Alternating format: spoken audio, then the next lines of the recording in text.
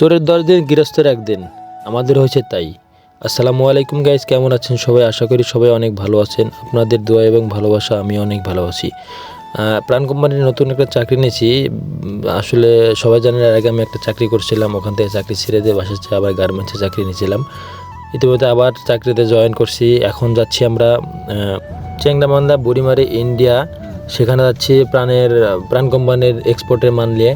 আসলে ঢাকা থেকে অনেক দূরের রাস্তা, 8-9 ঘন্টার রাস্তা। আমরা সারা রাত গেছি, বের হয়েছি 30 তারিখে রাত্রিতে, ওখানে পৌঁছেছি 1 তারিখের সকালে।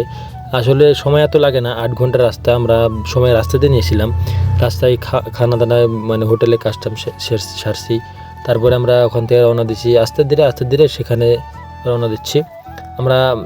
রাস্তার মধ্যে অনেক ঘুম পাচ্ছি, মানে জার্নি করে অত রাস্তা জার্নি করে একভাবে যাওয়া সম্ভব না আসলে। আর আমি গাড়ি চালাতে পারি না, যে আমি গাড়ি চালাবো ওস্তাদ ঘুম পারবে এবার আসলে হয় না। আসলে গাড়ি যাই চালায়, একজন চালায় এতক্ষণ রাস্তা জার্নি করে যাওয়া সম্ভব হয় না, সেজন্য ওস্তাদের খুব কষ্ট হচ্ছিলো। তার জন্যে গাড়িতে রাস্তা অনেকক্ষণ দাঁড়ানোর পরে টপিস দিয়ে তারপরে আমরা ওখানে যাই। যার পথে রাত মোটামুটি আনুমানিক 10টা-11টা বাজে। আমরা যখন বুড়িমারি রাস্তার মানে বুড়িমারি স্থলবন্দর কাছাকাছি চলে গেছি, রাস্তার অবস্থা কিছু দেখা যায় না। আশেপাশে মনে করেন অনেক কুয়াশা, অনেক পাথরের ইয়েতে আছে আশেপাশে। ইন্ডিয়া থেকে যে পাথরগুলো আসে বাংলাদেশে, সে পাথরের অনেক পাথরতে বড় পাথর আসে, সেগুলো ভাঙা লাগে, সেগুলো এখানে সব কিছু করা হয়। আর দ্বিতীয়ত রাস্তার ভিতরে এত পরিমাণ কুয়াশা, আর আমাদের গাড়িতে ইমার্জেন্সি লাইট করে তারপরে যাওয়া লাগছে সেখানে। তো আমরা ওখানে যাওয়ার পর পৌঁছেছি রাত মোটামুটি 11টার দিকে। তো আমরা ওখানে পৌঁছার পর ওখানে দোকান খোলা ছিল না, বেশিরভাগ দোকান 2-1টা দোকান খোলা ছিল। ওখানে আমরা নাস্তা সারাসারি করার পর ঘুমানোর জায়গা তো এখানে আছে। তারপরও আমাদের কাছে অনেক পরিমাণ টাকা ছিল না যে আমরা হোটেলে থাকবো। তো আমরা রাত্রিতে বা যেখানে 9টা বাজে আমরা গাড়িতে ঘুমাই। সেই প্রথমত আমি মনে করছিলাম আমাকে ইন্ডিয়া যেতে দেবে, আসলে আমি পাসপোর্ট কিছু আনিনি সাথে করে। দ্বিতীয়ত আমার ড্রাইভিং লাইসেন্স নাই, তার জন্য আমি যেতে পারিনি।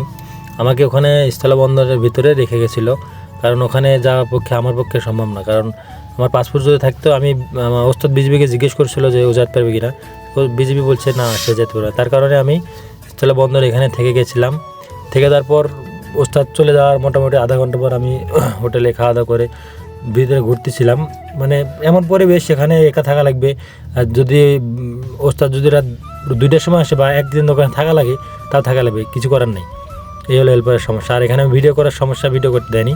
সামনে যে ভাইটি দেখতেছেন, এই ভাইটি আমাকে বারবার মানা করছিল ভিডিও করে না, বিজিবি দেখতে হলে মোবাইল কেড়ে নেবে। তারপর আমি চুরি করে ভিডিও করছি। এখানে যে এই পাশ দিয়ে ইন্ডিয়ার গাড়ি পারাবার হয়, ইন্ডিয়া বাংলাদেশের গাড়ি। আসলে সবাই ভালো থাকবেন, সুস্থ থাকবেন, আল্লাহ হাফেজ। এই ভিডিও পর্যন্তই।